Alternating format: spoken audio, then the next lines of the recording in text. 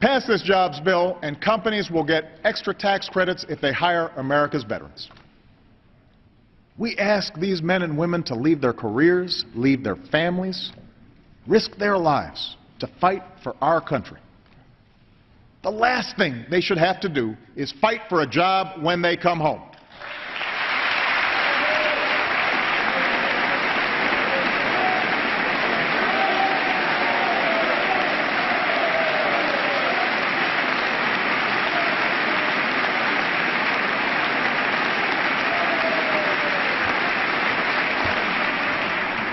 Pass this bill, and hundreds of thousands of disadvantaged young people will have the hope and the dignity of a summer job next year.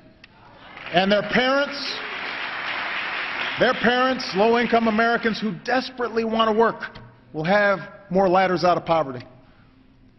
Pass this jobs bill, and companies will get a $4,000 tax credit if they hire anyone who has spent more than 6 months looking for a job.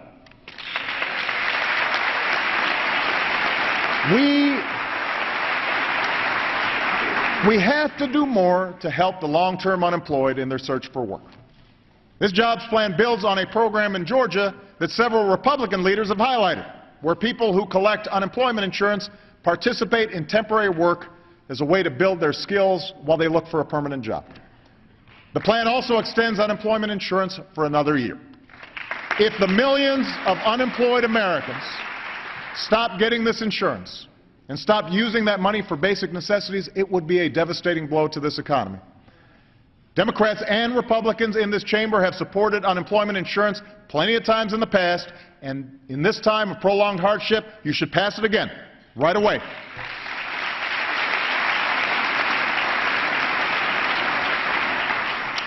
Pass this jobs bill, and the typical working family will get a $1,500 tax cut next year. $1,500 that would have been taken out of your pocket will go into your pocket. This expands on the tax cut the Democrats and Republicans already passed for this year. If we allow that tax cut to expire, if we refuse to act, middle-class families will get hit with a tax increase at the worst possible time. We can't let that happen. I know that some of you have sworn oaths to never raise any taxes on anyone for as long as you live. Now is not the time to carve out an exception and raise middle-class taxes, which is why you should pass this bill right away.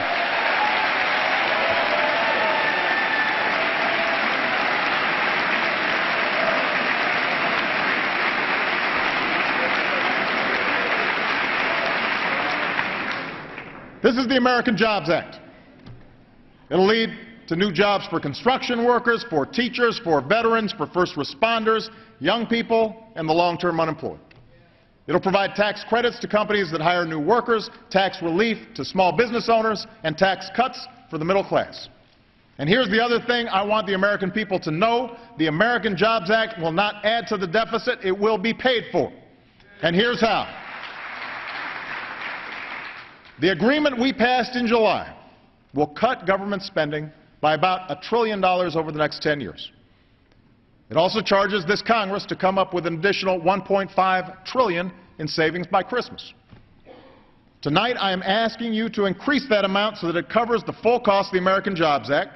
And a week from Monday, I'll be releasing a more ambitious deficit plan, a plan that will not only cover the cost of this jobs bill, but stabilize our debt in the long run.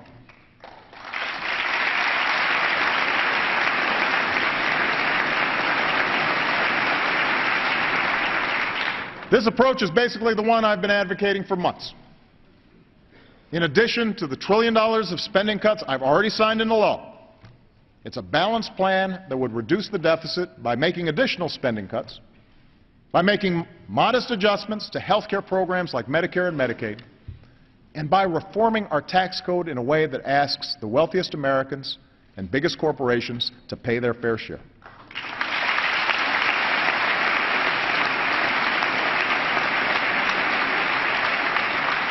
What's more, the spending cuts wouldn't happen so abruptly that they'd be a drag on our economy or prevent us from helping small businesses and middle-class families get back on their feet right away. Now, I realize there are some in my party who don't think we should make any changes at all to Medicare and Medicaid, and I understand their concerns. But here's the truth. Millions of Americans rely on Medicare in their retirement, and millions more will do so in the future. They pay for this benefit during their working years. They earn it. But with an aging population and rising health care costs, we are spending too fast to sustain the program. And if we don't gradually reform the system while protecting current beneficiaries, it won't be there when future retirees need it. We have to reform Medicare to strengthen it. I'm also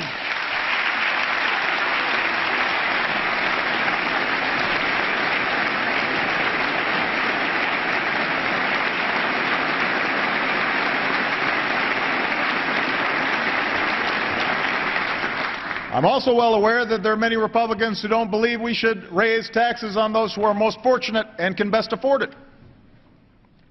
But here's what every American knows. While most people in this country struggle to make ends meet, a few of the most affluent citizens and most profitable corporations enjoy tax breaks and loopholes that nobody else gets. Right now, Warren Buffett pays a lower tax rate than his secretary, an outrage he has asked us to fix. We need a tax code where everyone gets a fair shake and where everybody pays their fair share.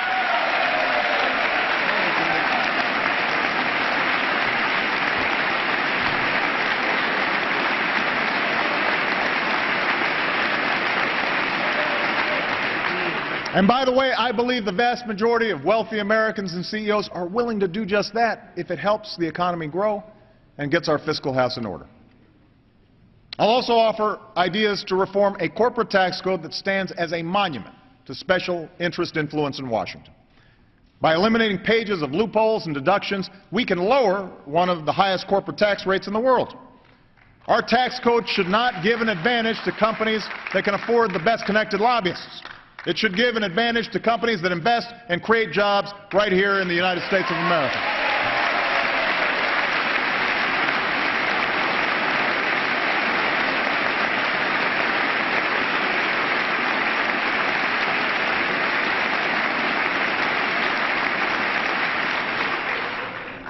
So we can reduce this deficit, pay down our debt, and pay for this jobs plan in the process. But in order to do this, we have to decide what our priorities are. We have to ask ourselves, what's the best way to grow the economy and create jobs? Should we keep tax loopholes for oil companies? Or should we use that money to give small business owners a tax credit when they hire new workers? Because we can't afford to do both. Should we keep tax breaks for millionaires and billionaires? Or should we put teachers back to work so our kids can graduate ready for college and good jobs? Right now, we can't afford to do both. This isn't political grandstanding. This isn't class warfare. This is simple math. This is simple math. These are real choices. These are real choices that we've got to make, and I'm pretty sure I know what most Americans would choose. It's not even close. And it's time for us to do what's right for our future.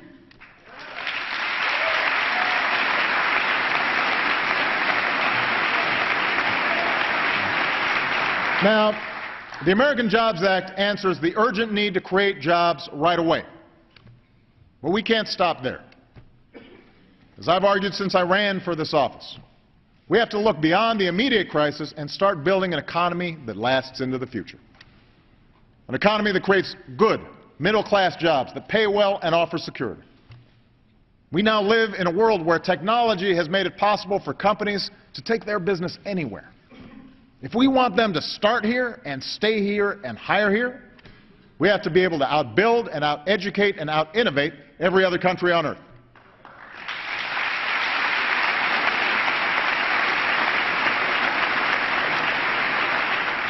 And this task of making America more competitive for the long haul, that's a job for all of us, for government and for private companies, for states and for local communities, and for every American citizen. All of us will have to up our game. All of us will have to change the way we do business.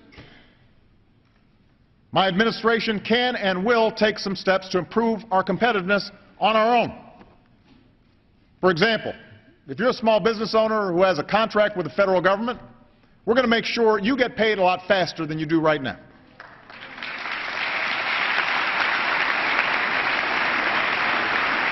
We're also planning to cut away the red tape that prevents too many rapidly growing startup companies from raising capital and going public. And to help responsible homeowners, we're going to work with federal housing agencies to help more people refinance their mortgages at interest rates that are now near 4%. That's a step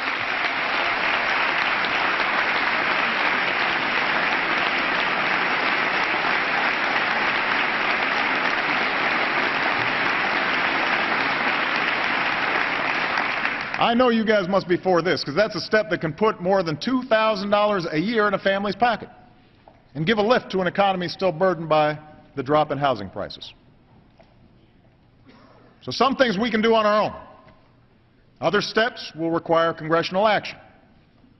Today you passed reform that will speed up the outdated patent process so that entrepreneurs can turn a new idea into a new business as quickly as possible. That's the kind of action we need. Now it's time to clear the way for a series of trade agreements that would make it easier for American companies to sell their products in Panama and Colombia and South Korea, while also helping the workers whose jobs have been affected by global competition.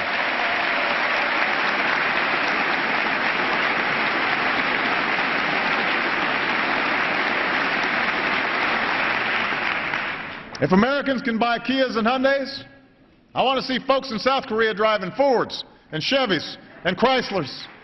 I want to see more products sold around the world stamped with the three proud words, made in America. That's what we need to get done.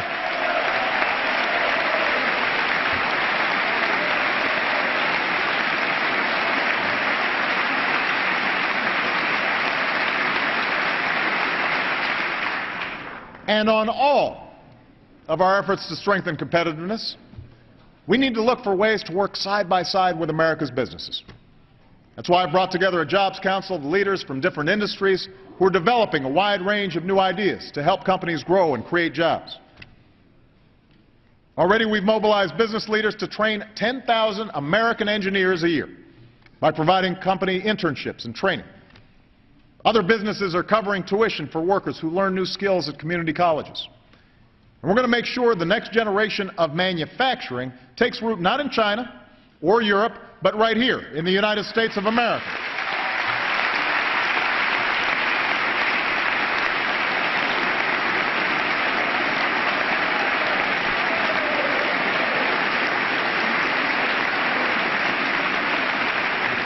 If we provide the right incentives, the right support, and if we make sure our trading partners play by the rules, we can be the ones to build everything from fuel-efficient cars to advanced biofuels to semiconductors that we sell all around the world.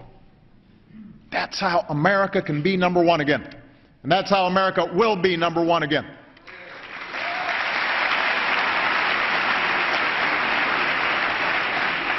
Now, I realize that some of you have a different theory on how to grow the economy. Some of you sincerely believe that the only solution to our economic challenges is to simply cut most government spending and eliminate most government regulations.